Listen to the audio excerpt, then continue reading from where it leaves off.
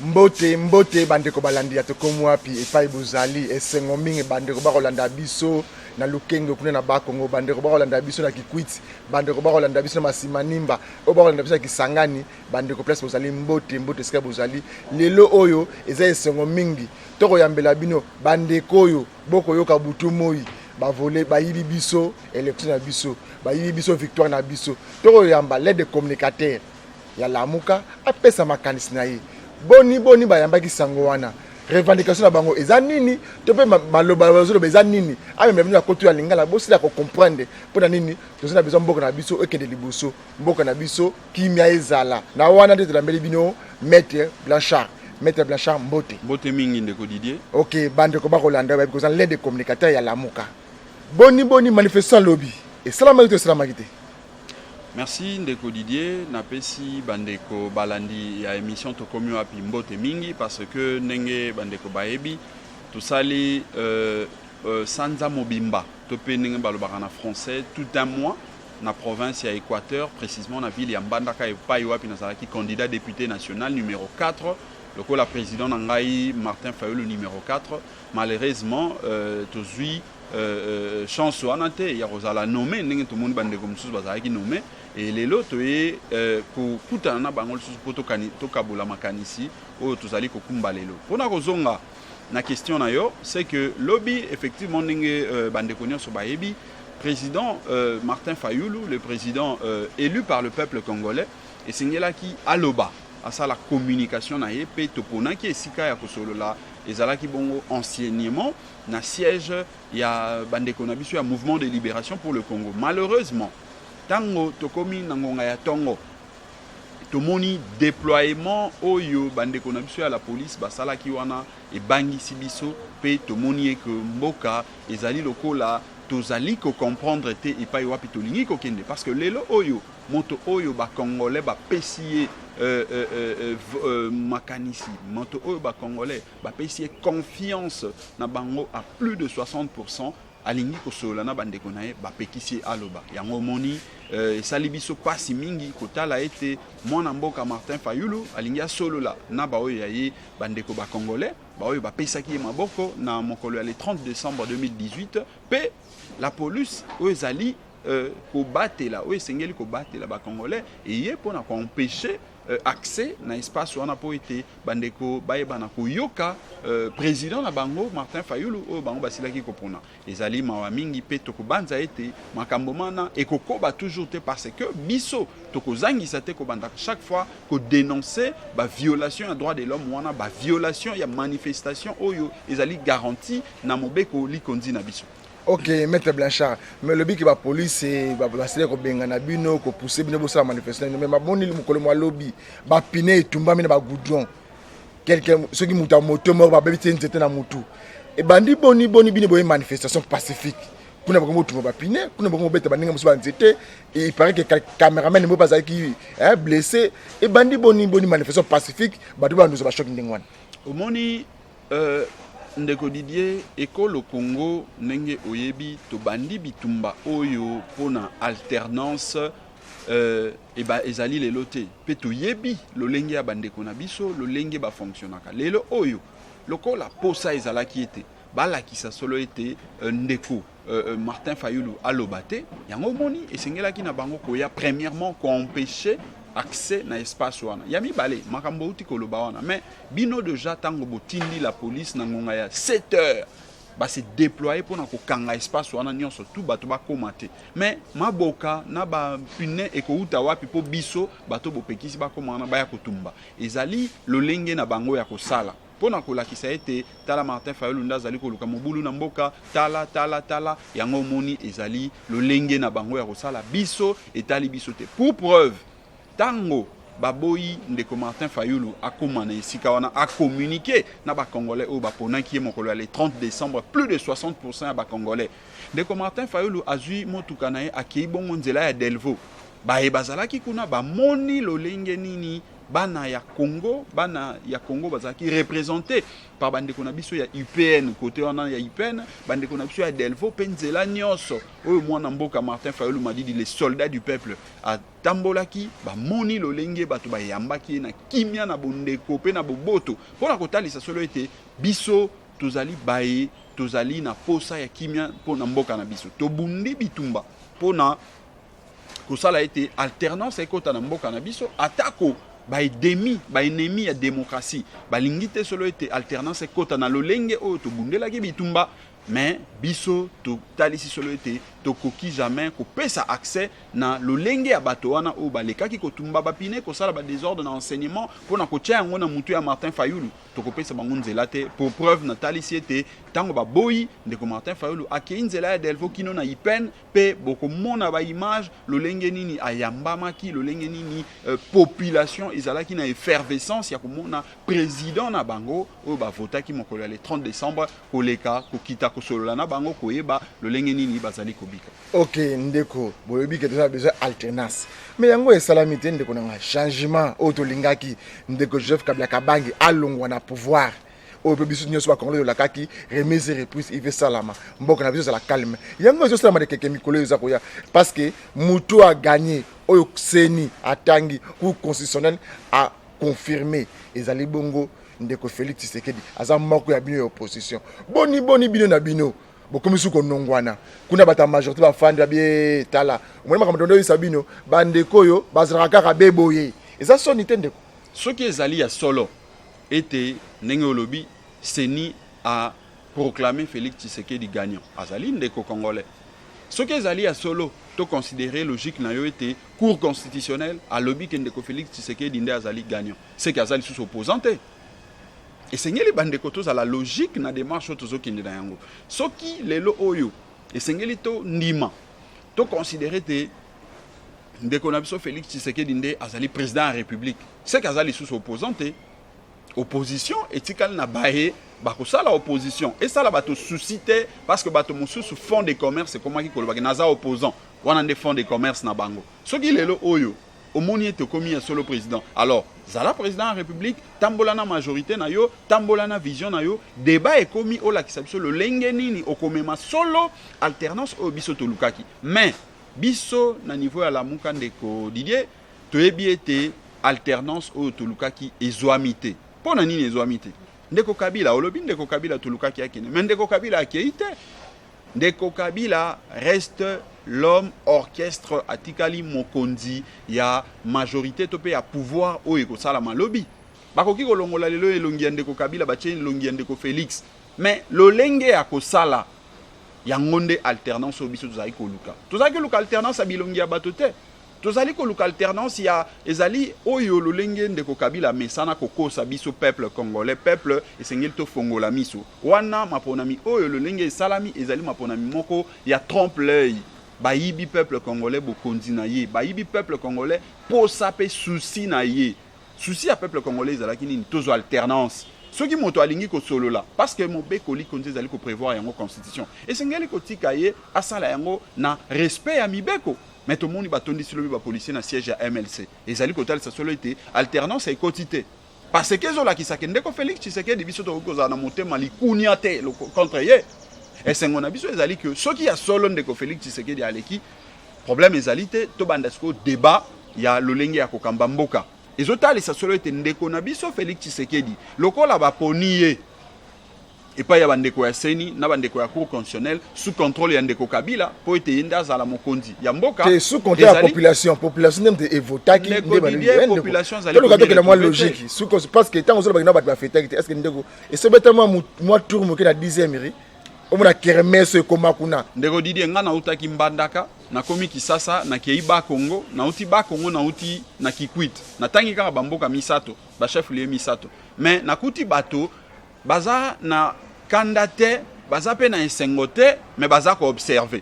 eza kotalisa solo ete a elongi ya Kabila elongo ya solo mais est-ce que bato baza na ba inquiétude parce que alternance ya solo o bandeko balukaki ezalaki ya kosala ete tomona bokambi oyo ya ndeko Kabila ekende nano mopanzi pe tozwa bokambi oyo ya sika bokambi ya sika ezali oyo peuple congolais a exprimé le 30 décembre na kombo ya ndeko Martin Fayulu. Malheureusement, mboka na biso ezali oyo ezali esalite ndeko Tshisekedi nde atangama. Biso tozali bato oyo tozali kotala lolenge mboka ekokende. Lelo oyo lokola balobi ete ezali ndeko Tshisekedi, mais toyeba ete bandeko na biso ya FCC bazali motema malamu te. Lelo bawangani bango nyonso bakomi kokumisa ndeko Tshisekedi bazali koloba malamu na ye, mais bango wana moto bazali kochela ye banzete na se ya makolo. Nzete ya liboso ezali 350 députés na parlement na assemblée. Ya mibale ezali ba assemblée provinciale nyonso. Presque sur le 24 oyo salamaki ba élection bazali na majorité soki ya 21 provinces. Omoni ete ezali motema malamu te, ezali kaka lolenge moko ya koluka ko pakola ndeko na biso mafuta na monoko pona ko bebisa image na ye parce que to yebi lutte il y a 37 ans oyo IDPS et sala na papa na biso Etienne Tshisekedi ezalaki pona justice, ezalaki pona paix, pe pona démocratie ya solo, pona alternance ya solo. Mais lolenge oyo ndeko Kabila uti ko sala na maponami oyo ezali kotalisa bitumba oyo ndeko na biso papa Etienne Tshisekedi abundaki te. Pe tokoyoka mwa somo moke ete bakotisa ndeko na biso Félix Tshisekedi na mobunga na libunga oyo ya bango bandeko ya FCC parce que ndeko Félix Tshisekedi azali mwana oyo azali na idéologie ya lutte ya papa na biso oyo alakisi biso lolenge ya kubunda papa Etienne Tshisekedi. Mais lokola ndeko Kabila alingi a bebisa ye longi a bebisa ye monoko na mafuta biso tokobanza ete ako se ressaisir le plus tôt, ako se ressaisir le plus tôt pona atali sa solo ete ye azali moto oyo abundi pembeni ya papa Etienne Tshisekedi pe akolinga te komikotisa na nzela oyo ndeko Kabila amemi parce que nzela wana ezali nzela ya kufa, nzela wana ezali nzela ya molili. Mais ndeko blashina bokoloba bozomona te dini part que bino pe boza responsable parce que tolandi bino atanga campagne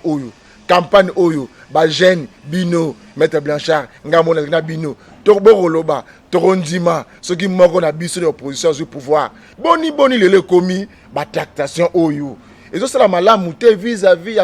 ya population congolaise bandoko mona bino bamona maître Blanchard akoloba ngai boye soki mais lele oyo tala siko langage ekomi olezala débat la télévision de mesanaka batu ya FCC contre bandeko la muka to bata FCC contre bandeko cash mais le komi bandeko ya la muka contre bandeko cash ndeko moi simbwa pona nini. Merci beaucoup ndeko Didier nazaki koloba totamboli ko banda boulevard triomphal awa meeting ya ba leader na biso nyonso to sali ba réunion na bisika to fandia to sali ba réunion epai na epai ti epai wapi bakende kokoma na Genève mais oyebi bokabwani oyo yaki kokota wana na kati na Genève ezalaki déjà image moko ya mabe oyo ezalaki kolakisa biso que ndeko na biso Kabila ayaki ko infiltrer biso parce que souci na ezalaki ete ayebana kozala toujours na contrôle na kati na opposition wana. Mais lelo oyo soko tali ndenge makambo esalami nani azali gagnant ezali kaka Kabila parce que souci na ezalaki ete asala lokola atutisa biso na kati na opposition mutu po ete ye moko ayebaki ete azalaki na nzela ya kobimela lisusu te na candidat na ye ndeko Shadari parce que ndeko Shadari mokili mobimba congolais nyonso to ayebaki que jamais tokovote que Shadari parce que toza na posa ya alternance. Mais malheureusement alternance yango lolenge tolingai kozwela yango Kabila alobaki soki bandeko oyo baza na bomoko ezali po ete ngai na FCC na ngai to disparaître yango moni fallait à côté ça moi zizani wana pour y a trouver espace naé et puis voilà a outi ko trouver espace naé pa ya bande ko na biso ya cash mais biso na kati na lamuka tolobi tokokoba ko telemela oyo nyonso tout ezali ya mabe oyo ndeko Kabila sila ikotika parce que lolenge basali parlement wana lolenge basali ba assemblée na niveau provincial ezali pona ko pérenniser le système ya Kabili le système Kabila et biso en tant que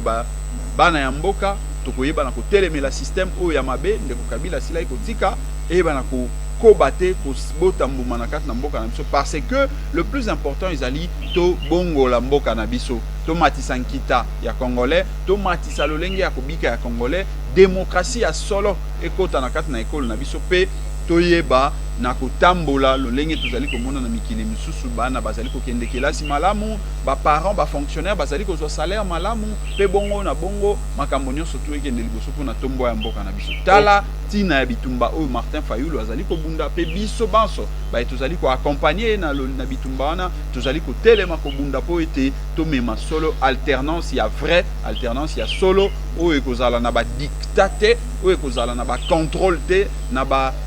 gouvernement parallèle te oyo ekozala na molili mosusu te oyo ekobanda koya kodicter lolenge ya kotambwisa makambo. Ok, ndeko tango zolo ba makambo oyebi tozana combien de millions de personnes à Congo pour na 7 personnes nde Congo pe la moto pour na 7 personnes nde Congo za la boui. Est-ce que la chanson na te makadise za malamu peut-être 7 personnes wana bango nde bazwa ki mandat et pas ya peuple parce que tant que tu as na triomphal wana peuple nde a invité ki ba leader wana pour na ko pesa bango mission atinda ki bango apesi bango etinda bokende bino 7 wana bobimisa moko na bino 7 tolingi kaka moko pe moko yango babimisaki Martin Fayulu basusu babite biso to mibendi mopanzi pona nini bazalaki infiltré bazalaki na ba combine na bango infiltré zo ben infiltré nani a infiltré Genève te bakomi yeba tozali koko batende ko Didi bosa ngezali kambo ya base likambo ya base nde salaki ndeko Fachi a décidé population le bique non te décision wana 7 personnes a beaucoup décider na mboka au Congo te biso base le bique yo Félix oza candidat na biso boya mi mabe pona nini ndeko tango zo ba ndeko Martin Fayulu biso boye est-ce que ndeko yemo Martin Fayulu madidi abis comme député pourquoi parce que le député a bimisi yemoko ndeko Didi o tango yo zo ba o ya bimisi 40 force ya président de République et ba na répète popularité aux anango au mis comme député au contraire soit député ndeko Didier nazongisi yo na motuna na yo ndeko Félix Tshisekedi président de la République abimisi combien de députés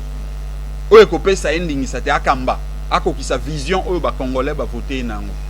omoni que ezali théâtre oyo ndeko Kabila akotisi biso na yango nazongi nano na liboso pona kotalisa tango le mambo ya base mais nani alobai mambo ya base wana ezalaki ndeko Félix Tshisekedi bandeko basusu kutu balobela yango te ndeko Muzito alobaki bino pe bo trahir biso te ndeko Félix tango aya alobi non bino nde moto botiaka biso na libunga bino base bino peuple soki toponi ndeko Songolo koya te bino base po lobaki non yete ngai kaka ye moto alobaki yango na triomphal ba image bozana yango il faut kotala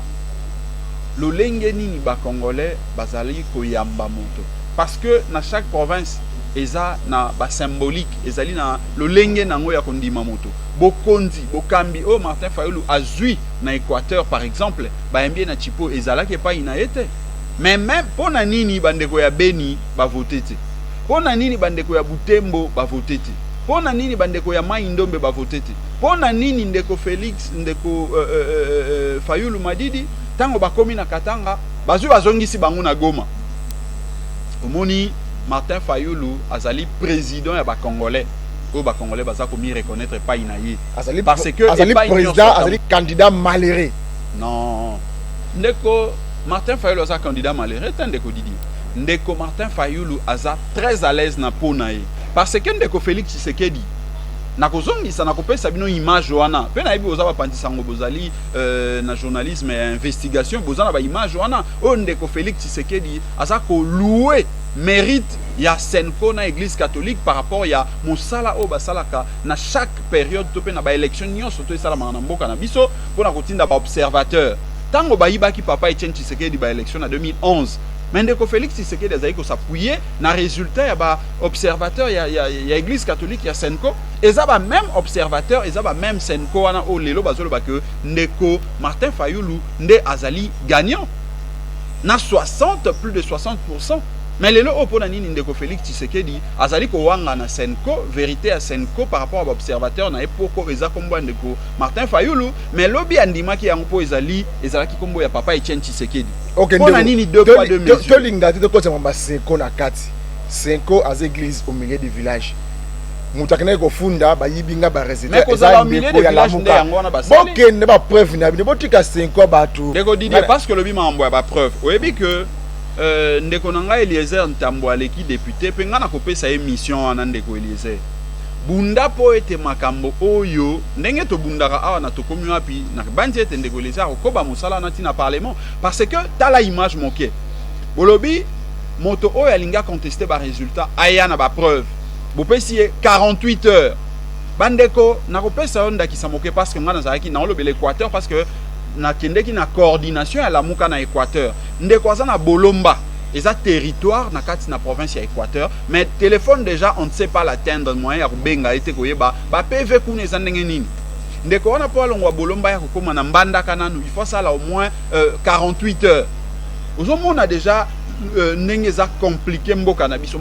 eza continent mobimba mais bolobi que non soyez pas publier résultat aux akara na 2 jours pour na boya ko contester et puis boya na ba preuve et puis malheureusement bien que balobi bongo ba preuve yango ngai oyebi que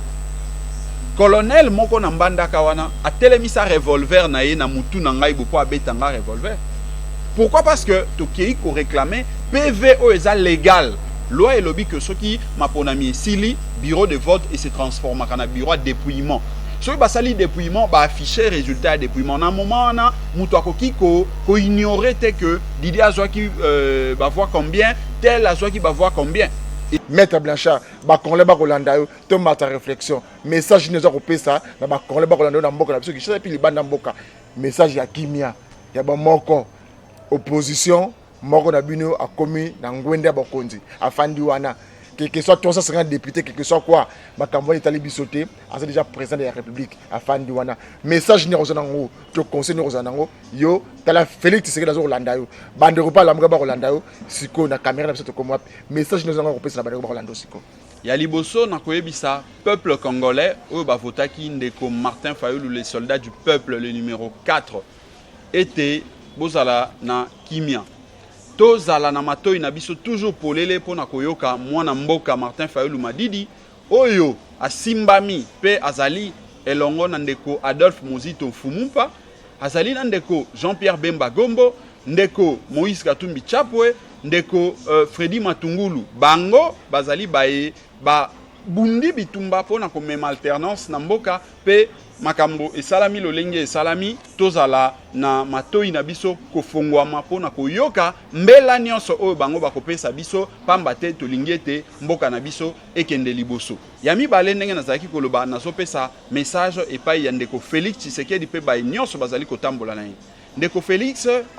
ozali ndeko oyo tobundi elongo bitumba oyo pona komema alternance na mboka na biso pe ozali moto oyo o botami na lutte oyo ndeko na biso papa Etienne Tshisekedi molimo na epe mana kimia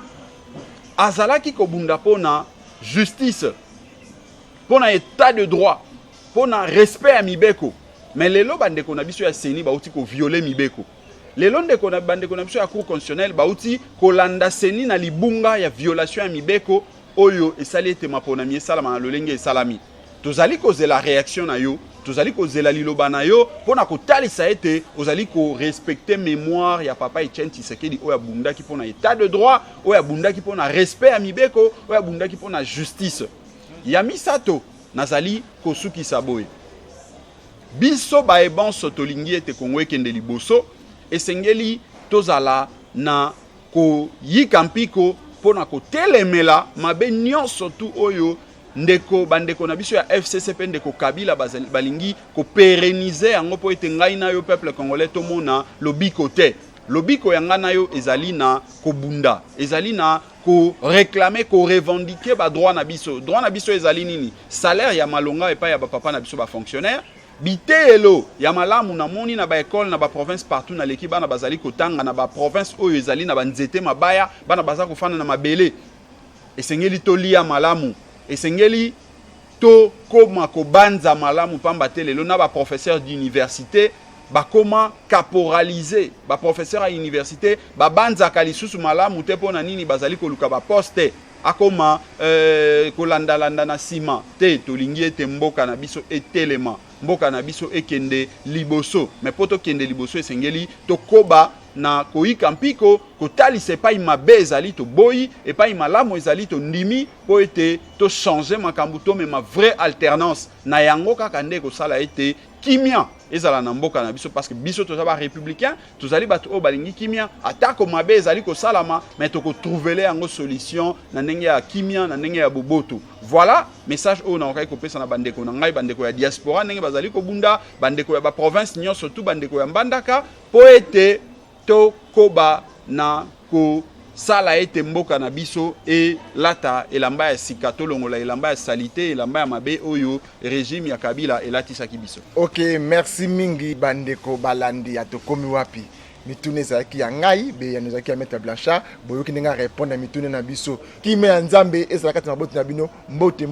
boza toujours branché scotché na tokomi wapi mokili mobimba. Merci bandeko.